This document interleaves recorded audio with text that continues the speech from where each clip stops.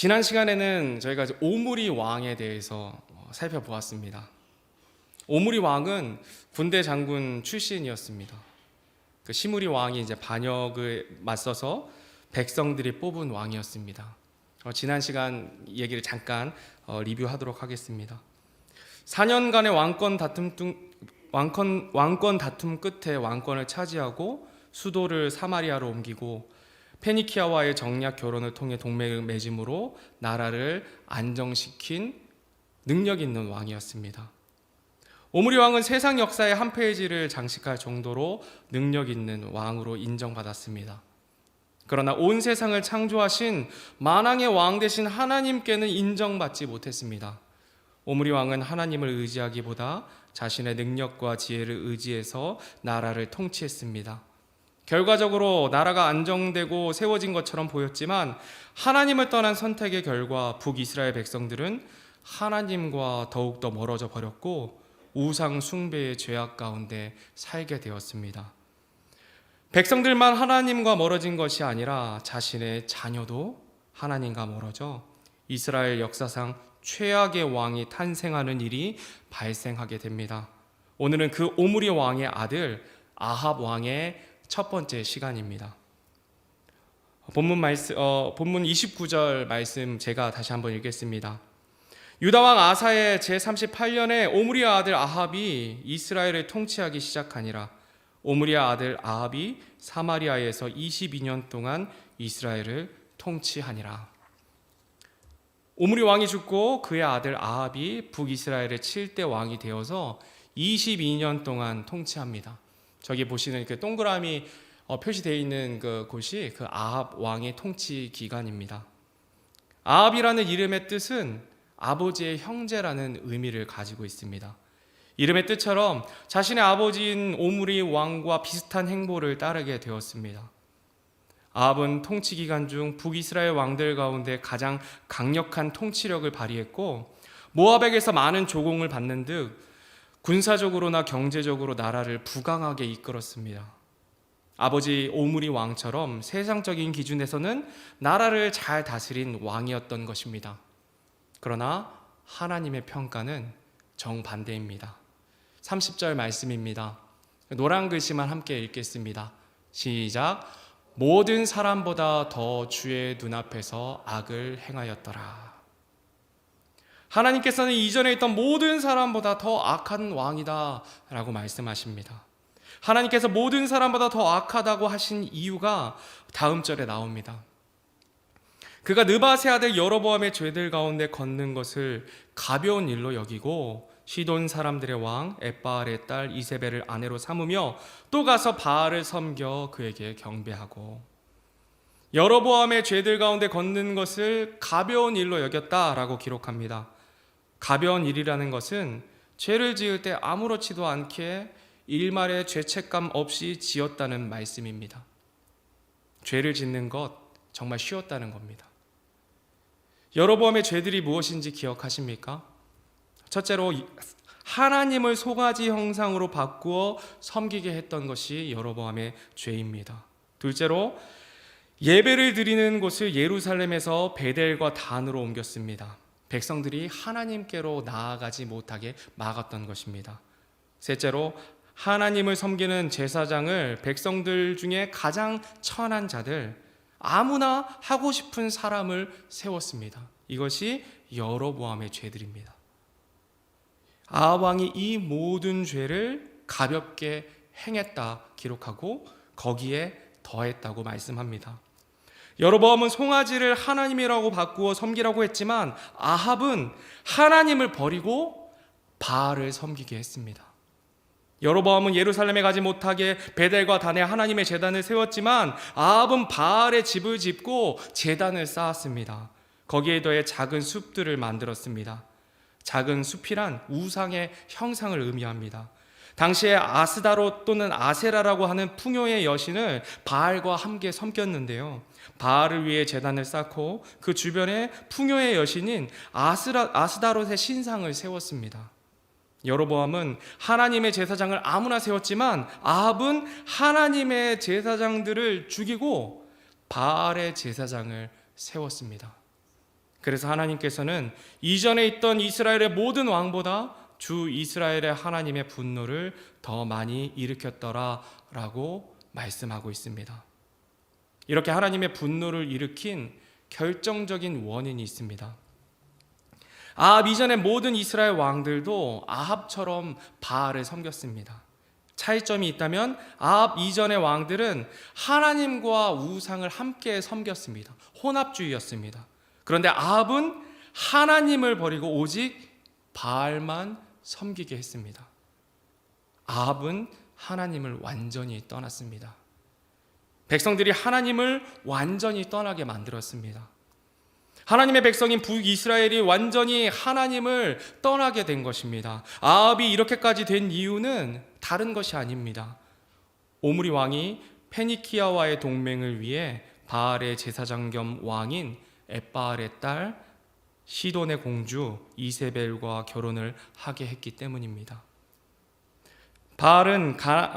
바알에 대해서 잠시 설명을 드리면요, 바알이라는 신은 가나안 땅에 살던 토착민들이 섬겼던 신으로 비와 폭풍을 주관하는 농사의 신이었고, 가축대를 주관하는 풍요와 다산의 신이자 전쟁을 주관하는 최고의 신으로 여겨졌습니다. 이세벨의 아버지의 이름이 엣바알이라고 되어 있는데, 이름의 의미는 바알과 함께 바알의 사랑과 보호를 받는다는 의미를 가지고 있습니다. 이름마저 이러니 얼마나 바알 신을 숭배하는 사람이었겠습니까? 아합은 원래부터 믿음이 없던 사람입니다. 원래부터 하나님을 믿지 않은 사람이었어요. 믿음 없는 사람이 우상 숭배에 철저한 이세벨과 결혼을 하면서 가뜩이나 하나님과 멀리 살았는데, 이제는 완전히 하나님을 떠난 상태로 살아가게 됩니다. 이것은 당연한 이야기입니다. 만약에 하나님을 사랑하지 않고 구원의 확신이 없는 가운데 부모님 때문에 억지로 교회를 다니는 남자가 있다고 생각해 보겠습니다. 이 남자가 믿음 없는 여자와 결혼한다면 어떻게 되겠습니까? 주말에 하나님을 예배하기 위해 교회에 나오겠습니까? 아닙니다. 나오지 않을 확률이 훨씬 높습니다. 주말에 쉬고 싶지 않겠습니까? 하나님 사랑하니까 예배 나오는 건데, 이제 다 커서 자유의지를 가지고 하나님을 향한 믿음이 없고 구원의 확신이 없고 감사가 없는데 어떻게 교회에 나오겠습니까? 놀러 다니기 바쁠 것입니다. 당연한 겁니다. 왜냐하면 자기 믿음이 아니기 때문입니다. 부모님 따라 교회에 왔던 것이지 자기 믿음을 가지고 하나님께 나온 것이 아니기 때문입니다. 하나님보다 아내를 더 사랑하니까, 자기 가족을 더 사랑하니까, 자기가 더 우선순위니까 예배에 참석하지 않는 것입니다. 아합은 하나님을 향한 믿음이 없었습니다. 반면에 이세벨은 바알을 향한 믿음이 강력했습니다. 그러니 누구를 따라갔겠습니까? 남자가 원래 그 여자 말 잘 따라갑니다. 다 아시지 않습니까? 근데 바알을 향한 믿음이 강력하니까 어떻게 합니까? 바알을 따라간 겁니다. 아합이 이세벨의 믿음을 쫓아 바알을 따르게 되었습니다. 이것을 통해 알 수 있는 한 가지 사실이 있습니다. 우리 스스로 하나님을 향한 믿음이 없다면 만나는 사람에 따라 하나님과 멀어질 수 있다는 사실입니다. 믿음이 있다고 해도 내가 누군가 친하게 지내면 그 사람 따라가는 거 십상입니다. 근데 믿음이 없다면 어떻게 되겠습니까? 하나님과 멀어진다는 거, 세상 사람과 어울리면 그 죄 가운데 살아갈 수밖에 없다는 말입니다. 그래서 우리 주변에 믿음의 사람들이 중요합니다. 여러분들은 누구를 만나고 계십니까? 누구와 친하십니까? 여러분 주변에 가장 친한 친구들, 마음을 나누고 고민을 이야기하는 분들이 누구이십니까? 매번 말씀드리는 이야기입니다. 우리들이 가장 친해야 하는 사람들은 구원받은 자들, 또 하나님을 사랑하는 자들과 친해야 합니다. 특히 배우자는 구원받은 사람, 하나님을 사랑하는 사람이어야만 합니다. 여기 계신 대부분은 결혼하신 분들일 것입니다. 남편이나 아내가 구원받지 않은 세상 사람이라면 얼마나 힘들겠습니까? 교회 나오는 것도 눈치 보면서 나와야 합니다. 내 배우자가, 나와 평생 함께하는 동반자가 세상을 보는 가치와 기준이 나와 다르다면 얼마나 힘이 들겠습니까? 상상만 해도 끔찍합니다. 여기 계신 성도님들은 이미도 결혼하셨으니 여러분들의 자녀들이 같은 믿음을 가진 구원받은 배우자를 얻을 수 있도록 간절히 기도하시기 바랍니다. 그리고 강력하게 권면하시기 바랍니다. 이미도 그렇게 기도하고 계실 줄 믿습니다. 되도록 바람이 있다면 저희 교회 안에서 청년들이 결혼했으면 좋겠어요. 근데 저희 교회에서 자란 청년들 보면은 서로가 서로에 대해서 별로 이렇게 관심 없는 것 같아요. 왜 그런지 모르겠는데, 너무 어려서부터 알아서 그런지 모르겠는데, 우리 교회에 있는 청년들끼리 같이 좀 믿음의 교제를 하고 또 결혼을 했으면 좋겠습니다. 내 자녀의 배우자의 조건이 물질적으로 안정된 사람이 첫 순위가 되어서는 안 됩니다. 먼저는 구원받은 사람, 하나님을 사랑하는 사람이 배우자가 되어야 합니다. 하나님을 사랑하는 사람은 이웃도 사랑할 수 있습니다. 이웃에게 오지랖이 있는 사람이 이웃을 사랑하는 게 아닙니다. 하나님을 사랑할 때 비로소 이웃을 사랑할 수 있습니다. 하나님을 사랑하는 사람이 하나님의 그 성실하심을 본받아 성실할 수 있습니다. 세상적으로 잘 나가고 능력 있는 사람이 아니라 하나님을 가장 사랑하는 사람이 내 자녀의 배우자가 될 수 있도록 여러분들 간절히 기도하시기 바랍니다. 믿음이 다르면 정말 쉽지 않습니다. 힘든 것뿐만이 아니라 하나님과 멀어지는 결과를 초래하게 됩니다. 제가 가까운 데 많이 있습니다. 언급할 수가 없어요. 너무나 고통 가운데 계신 분들 제가 많이 봤습니다. 믿음이 달라서. 사람은 반드시 옆에 있는 사람의 영향을 받게 되어 있습니다. 그것이 좋은 영향이든 나쁜 영향이든 간에 사람은 주변 사람의 영향을 받습니다. 하나님께서는 아합 왕의 이 이야기를 기록하신 이유가 있습니다. 세상을 사랑하는 자와 결혼하고 가까이 지냈을 때 하나님과 멀어진다는 사실을 우리들에게 보여주시기 위함에 있습니다. 만약에 아합 왕이 하나님을 사랑하는 배우자를 얻었다면, 주변에 하나님을 사랑하는 사람과 친하게 지냈다면 이렇게까지 타락하지는 않았을 것입니다. 아합 왕은 우상 숭배의 끝판왕인 이세벨과 가장 친했습니다. 서로 마음과 생각이 같았습니다. 그래서 아합 왕은 스스로 하나님을 떠났고 백성들도 하나님을 떠나게 만든 이스라엘 역대 최악의 왕으로 기록됩니다. 아버지 오브리 왕처럼 세상에서 인정받은 능력 있는 왕이었지만 하나님께서는 악한 왕이라 평가합니다. 아합 왕이 이렇게 된 원인으로 성경은 바알의 제사장의 딸인 이세벨과의 결혼이라고 말씀하고 있습니다. 우리는 아합 왕을 반면교사 삼아 하나님을 사랑하는 사람들과 가까이 해야 합니다. 방금 전에 민강현 현장님의 귀한 간증 듣지 않으셨습니까? 하나님 사랑해서 복음 전하는 그 형제들과 가까이 했을 때 어떤 일이 일어나고 있습니까? 복음 전하고 하나님 사랑 전하는 일이 일어나게 됩니다. 이것이 우리의 믿음을 지키는 방법입니다. 좀 전에 부른 찬송가 가사처럼 내 친구를 잘 선택하는 저와 여러분 되길 간절히 바랍니다. 본문 34절 말씀을 다시 한번 한 목소리로 읽겠습니다. 시작. 그의 시대에 베델 사람 히엘이 여리고를 건축하였는데 주께서 눈의 아들 여호수아를 통하여 하신 말씀에 따라 그가 그것에 기초를 놓을 때에 자기의 맏아들 아비람을 잃고 그것에 문들을 세울 때에 자기의 막내 아들 수굽을 잃었더라. 이 구절은 열왕기상 16장의 마지막 구절입니다. 아합과 이세벨의 악행에 대해 이야기하시다가 갑자기 여리고 건축 이야기가 나옵니다. 아합 왕이 다스리던 시대에 베델 사람 히엘이 여리고를 건축하였는데 주께서 눈의 아들 여호수아를 통해 하신 말씀대로 그 성의 기초를 놓으면서 맏아들 아비람을 잃었고 성문을 달면서는 그의 막내 아들 수굽을 잃었다 기록하고 있습니다. 여기 기록된 여호수아의 말씀이 무엇인지 좀 살펴보겠습니다. 여호수아 6장 26절 말씀인데요. 지금 PPT에 넘겨주시기 바랍니다. 제가 읽겠습니다. 그때 여호수아가 그들에게 엄히 명하여 이르되 일어나 이 도시 여리고를 건축하는 자는 주 앞에서 저주를 받으리라.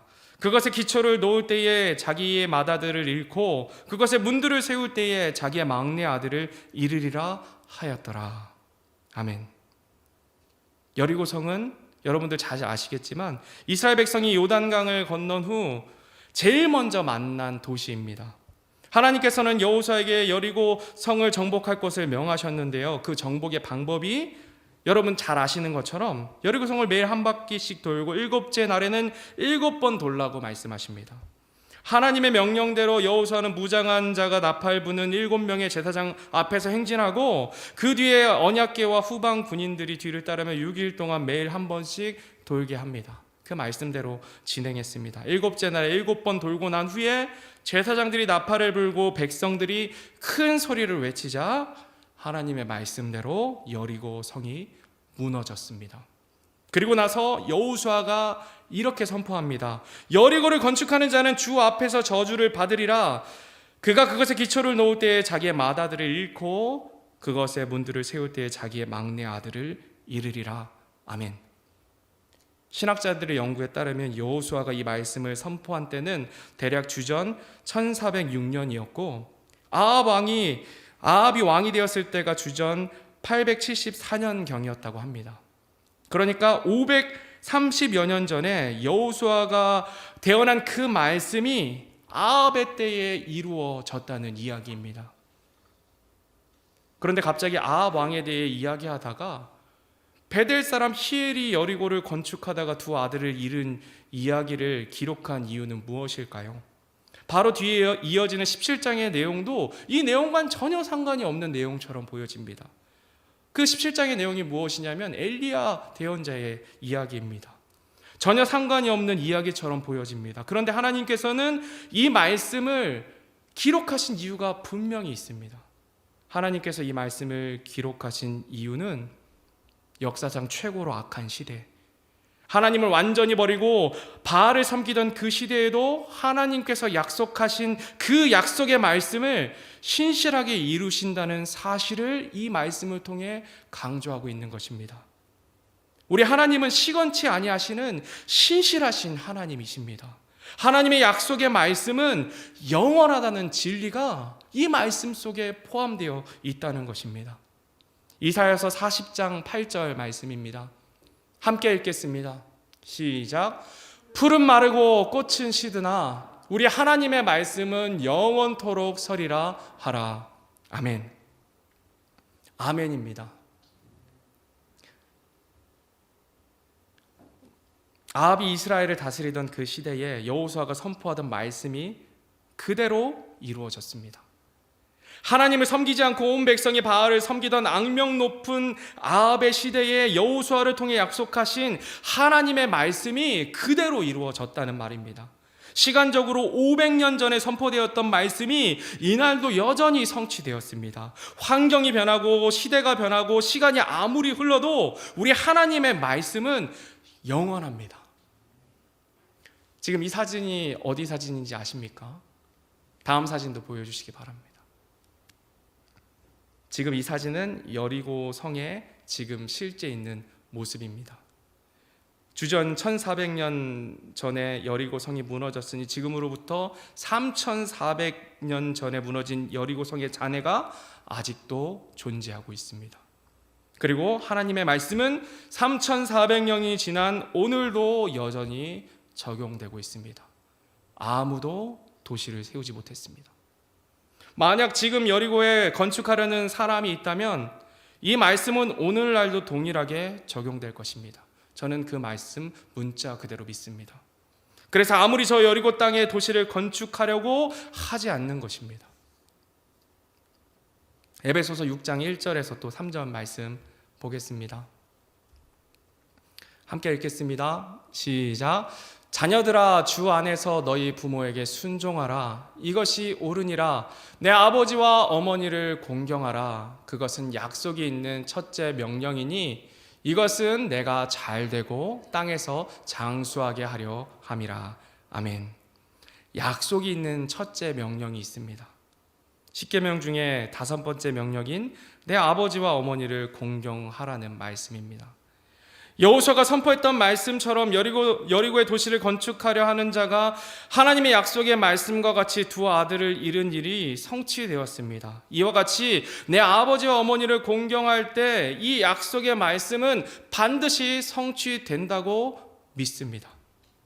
제 주변에 정말 효자라고 생각하는 사람이 두 사람이 있습니다. 그 한 명은 저의 장인어른이십니다. 구원받지 못하셨어요. 부모님에게 정말 잘하십니다. 장인어른 볼 때마다 나도 좀 배워야 되겠다 이런 생각을 하게 됩니다. 그리고 이 말씀이 생각났어요. 장인어른은 땅에서 잘 되셨습니다. 작지만 건물도 있으시고 잘 사십니다. 그리고 말씀에 따라 장수하시겠구나 이렇게 생각합니다. 그런데 사실 땅에서 장수하시는 것보다 장인어른이 구원받아 영원한 천국에서 함께하게 간절히 바라는 마음이 있습니다. 땅에서 장수한다는 이 말씀 성취된다면 너무 좋겠지만 영원히 그 땅에서 영원히 하나님과 함께 사는 것이 얼마나 기쁜 인생이겠습니까? 그리고 또 한 사람이 있습니다. 제가 존경하는 한 집사님인데요, 익명으로 한 집사님이라고 이야기하겠습니다. 교회에서 효자로 소문이 났습니다. 여러분들 머릿속에 떠오르는 인물들이 좀 있지 않으십니까? 제가 몇 번 들었습니다. 늘 어머님 모시고 수요 예배 참석하시고 자주 찾아뵙는다고 들었습니다. 집사님께서 어머니를 섬기시는 모습을 볼 때마다 제가 마음에 찔림이 있습니다. 부끄럽습니다. 저는 어머니와 할머니에게 한 달에 한 번 전화를 드릴까 말까 하는데요, 어찌되었건 그 집사님은 약속의 말씀대로 땅에서 잘 되고 장수하실 것이라고 믿습니다. 왜냐하면 하나님의 약속의 말씀이기 때문입니다. 주님의 말씀은 영원합니다.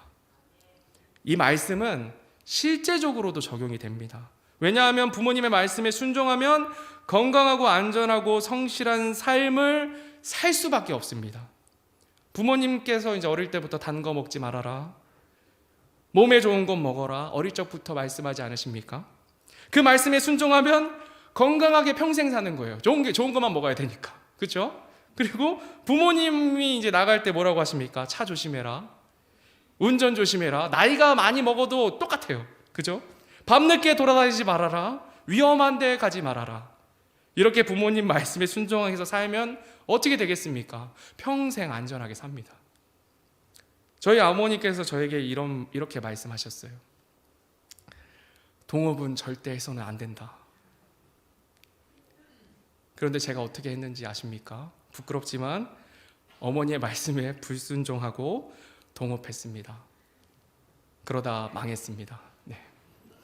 모든 것을 협력하여 선을 이루시는 부모님의 긍휼로 이 자리에 오게 되었지만 그 모든 것을 잃고 나서 그 절망감과 그 고통의 시간이 얼마나 큰지 모릅니다. 부모님 말씀에 불순종하면 잘 되지 않는다는 것을 뼈저리게 경험했습니다. 부모님께서 우리를 사랑하시기 때문에 우리에게 좋고 필요한 말씀만 하십니다. 하나님의 말씀은 정말 합리적이고 실제적인 말씀이라는 것입니다. 다시 한번 에베소서 6장 1절에서 3절 말씀 읽도록 하겠습니다. 함께 읽겠습니다. 시작. 자녀들아, 주 안에서 너희 부모에게 순종하라. 이것이 옳으니라. 내 아버지와 어머니를 공경하라. 그것은 약속 있는 첫째 명령이니 이것은 내가 잘되고 땅에서 장수하게 하려 함이라. 아멘. 성도 여러분, 이 약속의 말씀 붙들고 부모님께 순종하는 저와 여러분 되길 간절히 바랍니다. 살아계실 때 공경해야 합니다. 말씀 준비하면서 얼마나 찔리는지 모르겠어요. 부모님 공경하는 우리가 되길 바랍니다. 그럼 약속하신 그 말씀대로 땅에서 잘 되고 장수하게 될 것입니다. 오늘 예배 끝나고 부모님께 전화하시고 또 찾아뵙는 저와 여러분 되길 바랍니다. 하나님의 말씀은 영원합니다. 34절 말씀을 다시 한번 읽겠습니다. 그의 시대에 베델 사람 히엘이 여리고를 건축하였는데 주께서 눈의 아들 여호수아를 통하여 하신 말씀에 따라 그가 그것에 기초를 놓을 때에 자기의 맏아들 아비람을 잃고 그것의 문들을 세울 때에 자기의 막내 아들 수굽을 잃었더라. 이 말씀을 기록한 또 한 가지 이유가 있습니다. 아까는 하나님의 말씀이 영원하다는 것을 말씀한다고 했는데요. 이것은 죄악이 가득한 아합의 시대에서도 하나님께서는 그 이스라엘과 함께한다는 사실을 보여준다는 것입니다. 복선이라는 문학 용어가 있습니다. 어릴 적 이제 국어 시간에 여러분들 들어보셨을 것 같아요. 사전에는 이렇게 되어 있습니다. 다음 PPT 넘겨주시면요. 앞으로 일어날 사건에 대해 미리 독자에게 넌지시 암시하는 서술이다 라고 이야기합니다. 이 복선이라는 것이. 하나님을 완전히 떠나 바알을 신으로 숭배하는 북이스라엘 땅에도 여전히 하나님의 말씀이 성취되는 것처럼 하나님께서 그 백성에게 일하시겠다는 복선의 말씀이 바로 이 말씀이라는 것입니다. 전혀 상관없는, 문맥에 상관없는 말씀처럼 보이지만 이 말씀 가운데 하나님께서 지금도 여전히 북이스라엘 땅, 죄악 가운데 있는 그 이스라엘 땅에도 내가 지금 너희와 함께한다 라고 말씀하고 계시는 것입니다. 바로 다음 절부터 하나님께서는 그 땅에 하나님의 사람 엘리야를 보내시는 사건이 기록되어 있습니다. 아합 왕이 역대 최악의 왕이라고 말씀드렸는데요. 하나님께서는 역대 최강의 용사 대언자 엘리야를 아합 왕에게 보내십니다. 엘리야를 통해 죄에 대해 지적하시고 가뭄으로 징계하시고 강력하게 경고하십니다. 아합 왕만큼 하나님의 크고 놀라운 일들을 직접적으로 경험한 왕은 사람 흔치 않습니다. 그 악한 아합 왕에게 이렇게까지 행하신 이유는 악인이라도 듣고 돌이켜 회개하기를 바라시는 하나님 아버지의 마음 때문입니다. 이 말씀은 오늘날에도 동일하게 적용됩니다. 죄악 가운데 있는 세상 가운데 우리 주 예수님께서 오셨습니다. 그리고 다시 반드시 오십니다. 누구든지 자신의 죄인됨을 인정하고 회개하고 예수님을 믿으면 구원받습니다. 이 진리의 말씀 영원합니다. 이 말씀이 오늘날 우리에게도 동일하게 역사하고 우리가 그것 때문에 구원받았습니다. 우리 하나님께서는 지금도 온 세상에 이 말씀, 이 진리의 말씀으로 역사하고 계십니다. 하나님께서는 이 한 구절을 통해 하나님의 말씀은 영원하며 죄악이 가득한 세상에도 주님께서는 여전히 일하시고 돌이키기를 바라신다는 사실을 말씀하고 있습니다. 이 진리를 기억하는 저와 여러분이 되기를 바랍니다. 혹시 이 자리에 아직까지 회개하고 예수님을 믿음으로 구원받지 못한 분들이 계십니까? 만약 있으시다면 지금도 문 밖에 서서 여러분들의 마음 문을 두드리고 계시는 예수님을 받아들여 회개하고 믿음으로 구원받는 여러분이 되기를 간절히 바랍니다. 오늘 오전 말씀처럼 죽음이 우리 가까이에 있습니다. 지금 죽으면 훗날 기약이 없습니다. 죽고 나서는 기회가 없습니다. 살아있을 때 회개하고 돌이켜서 예수님 믿으셔야 합니다. 혹시 그런 분들 계시자면 예배를 마친 후 목사님이나 저에게 말씀해 주시기 바랍니다. 친절하게 상담해 드리도록 하겠습니다. 예수님 믿을 수 있도록 그 복음의 선명한 복음의 말씀 전해드리겠습니다. 이제 다음 시간부터는 엘리야 대언자에 대한 흥미진진한 이야기가 시작됩니다. 너무나 재미있습니다. 지금까지 왕에 대한 이야기가 똑같은 주제가 많이 나오지 않습니까? 또 역사책 같고 약간 지루하셨을 수도 있는데요. 그래서 너무 지루하실까봐 제 베스트 프렌드 얘기 많이 했었는데요. 다음부터는 엘리야 대언자의 스펙타클한 이야기가 펼쳐지니 여러분들 기대하셔도 좋습니다. 마지막으로 오늘 이사야 40장 8절 말씀 읽고 말씀을 마치도록 하겠습니다. 한 목소리로 읽겠습니다. 시작. 풀은 마르고 꽃은 시드나 우리 하나님의 말씀은 영원토록 서리라 하라. 아멘.